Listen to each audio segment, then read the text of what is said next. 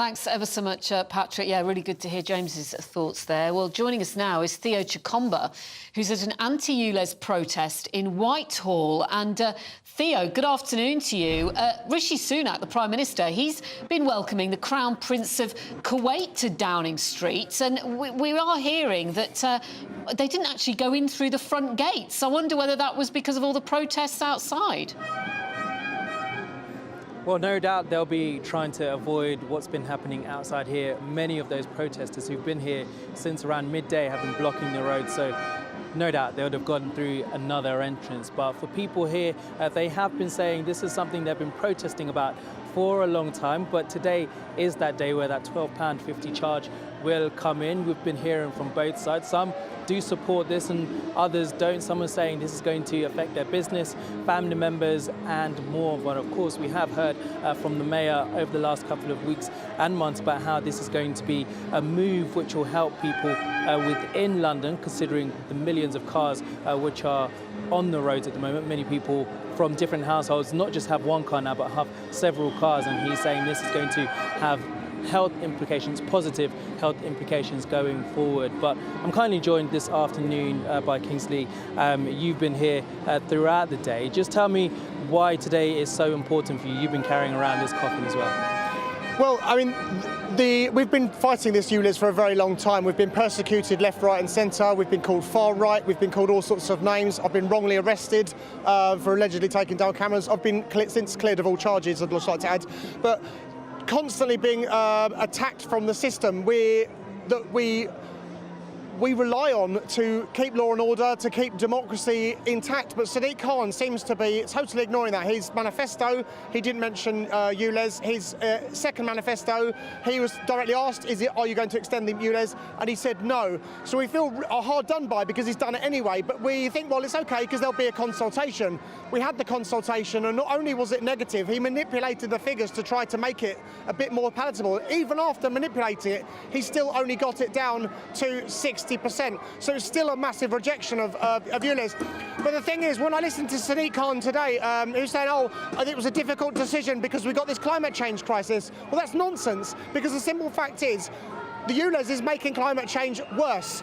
Nobody seems to be grasping the simple concept of just because you've got a clean air scheme doesn't mean it produces clean air. If you take a city car, where public transport's quite good, you've got night bus services, you've got a tube service, you've got a fairly decent train service, schools are close together, supermarkets are walking distance, etc. And you tell them that you've got to sell that car to someone in the countryside, which is basically what's happened. People are moving those city cars to the countryside where there are no night buses, there is no tube service, so it doesn't take a rocket scientist to work out that car is now polluting even more. Well done, Sadiq Khan. That's the climate crisis. And the thing is, Mr. City owner now wants to replace that car, so now there's two cars on the road instead of one. Now the counter argument is there's a scrappage scheme, but nobody's going to sell their £10,000 car for £2,000. And indeed it's not a guaranteed £2,000 either. So some people have been told that they're only getting £500 because, oh well, we've given it a very low valuation because we don't think it's worth £2,000. And you only get that, well, it's now been opened to everybody, but it's a bit late to open it to everybody. But all this time we've been saying, look, this is not enough. If you want to tell me my car's not usable on the road, you need to give me the full value of it. But that's not what's happening. It seems that the government are powerless to overpower Sadiq Khan. Well, that's what they say, but I can't. The sceptic in me says, well, they overpowered Stormont when they wanted to, they overpowered Boris Johnson with the water cannons when they wanted to. So they could shut down the GLA and say you're not acting in the public interest. But I think they're just waiting for a gift that keeps giving so they can say, oh, well, you know, Susan Hall will just be able to walk in. Yeah, so that's why we're here today. We just want Rishi Sunak to listen. Just very quickly, you've been getting a lot of attention today. We've got this coffin, if we can just show it. Just tell us what you're trying to depict here for those who are walking in this area. Consultation.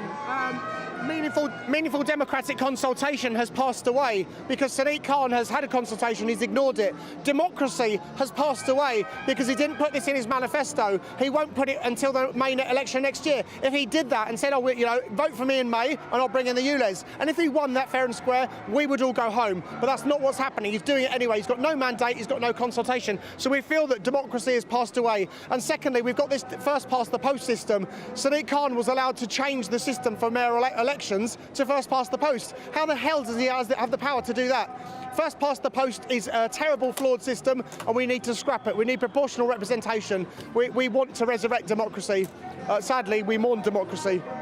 Kingsley, thank you so much for your time. As you've seen, he's someone who's been getting attention throughout the day here with his coffin here, but he's passionate about this, and over the last couple of months he's been protesting alongside many of others who have been here this afternoon. But for now though, many people will be here. We've heard from both sides, and of course there are many passionate people who say this is going to affect their livelihoods and their pocket as well.